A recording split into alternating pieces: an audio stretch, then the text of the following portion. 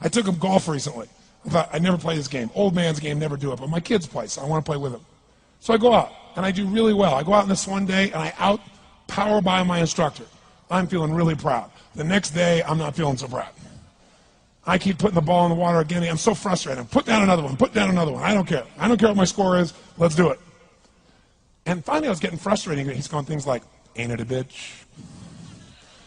This is golf. And I'm going, bull. I said, you're a terrible instructor. I said, because I should at least be consistent at whatever shitty level I can achieve. I said, I know I'm not Tiger Woods, but I should be able to be consistent, and you're just telling me it's difficult. Telling me it's difficult is not helping. Tell me what to do. He said, well, actually, you're only a little bit off. I said, could have fooled me. He said, no, you're about a millimeter or two off. I said, you're joking. He said, no, watch this. He said, I didn't teach you this yet. He said, when you approach the ball like this, he said, if you change the angle that you're attacking this just 1 or 2 millimeters, in the very beginning, do you see how that changes the arc? This one, instead of being on the green, by 1 millimeter, now you're in the water. 1 millimeter over here, you're in the sand. And he said, and also you're hitting the ground by 1 millimeter sometimes. You're not stroking it, just 1 millimeter. I thought, what a great belief system that when all hell's breaking loose and nothing's working, that you're only 1 millimeter off. Because most people think it's impossible, so they give up. Isn't that true? And in real life, it's true. So 2 days later, I'm going to see one of my clients. I do a lot of coaching, and I have a man who's the top plastic surgeon in the world. He's going through some tough times in aspects of his life. But this is a guy that gets paid by Sultan of Brunei $1 million to fly over and do 3 people's faces. He is the #1 plastic surgeon in the world. He can make anyone who's ugly look spectacularly beautiful. He showed me pictures of a woman who's 84 years old. He made her look 40 and gorgeous, no exaggeration. But you know what? I'm waiting for him in his office, and he's still in surgery. So he's got a new book he's creating to teach other surgeons around the world. And I'm going through it, and it's got pictures of, you know, the top 100 supposedly most beautiful women in the world's faces. And then men. I wasn't paying attention to that one. I just kept turning the pages, right? But I noticed something. He's got all these measurements. And he has mathematically calculated what it takes to make someone look gorgeous, man or woman. And it's a few millimeters. Interesting. For example, on a woman, the distance between the top part of your lip and your nose, this little distance, the measurement of that, if you're beautiful, gorgeous, is the same size as your eye. If it's 1 millimeter more, you have an average face. If it's 2 millimeters more, you are butt ugly. Okay. The difference between butt ugly and gorgeous is 2 millimeters. He's got about a dozen of these little 1 or 2 millimeter changes he makes, and it's a different person. It is unbelievable.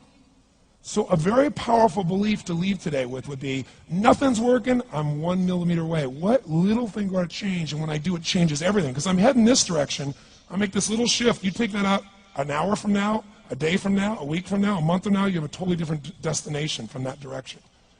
But the 1 millimeter change, I'll show you one of them right now. Check this out. Stay in the state of certainty. Some of you lost it. Intensify it, whatever it takes. Make your move. Come on. Make your move. Say yes. Say yes. Say yes. Say yes. Now feel that in your body. Don't let go of it. Now watch. Here's the difference between being certain and being uncertain. Did you see that? Certain, uncertain. See if you can find that little spot between the two, where you drop just a little bit of your chest, and you feel it drop, and come back up, and drop it. How many can feel that difference between where you really feel it, now intensify it, and where you dropped it? Is it a tiny difference, yes or no? Yes or no? Now, could you condition yourself to feel great in this state? Yes or no? So what I want you to do is give yourself that opportunity. So the way we're going to do is very simple. We're going to go in a peak state. And then we're going to train ourselves. Because guess what? If you're in this state of certainty, and all hell's breaking loose in your life, people can't figure out to go, move, I'll handle it. People go, he's so lucky, he's so confident. No. Here's what I've created for my life, and anyone I know has succeeded. I'm a 17-year-old kid from Azusa, California, with no real education other than self-education, with no background, with parents that did their best, all of them, with no money, but I did one thing. I loved people, and I had an enormous demand I made upon myself, and I sculpted my mind and my emotions to get me to do whatever it would take to achieve and to contribute. But to do that, I did it by using my body and changing my focus. I did it by putting myself in a peak physiology and using what I call incantations. Can you train yourself to believe something? Yes or no? Absolutely.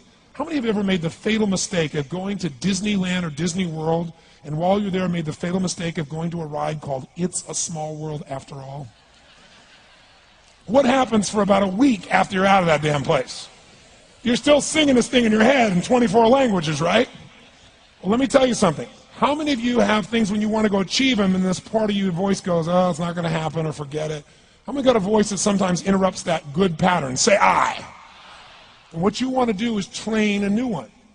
So starting when I was 17, I started doing incantations, not affirmations.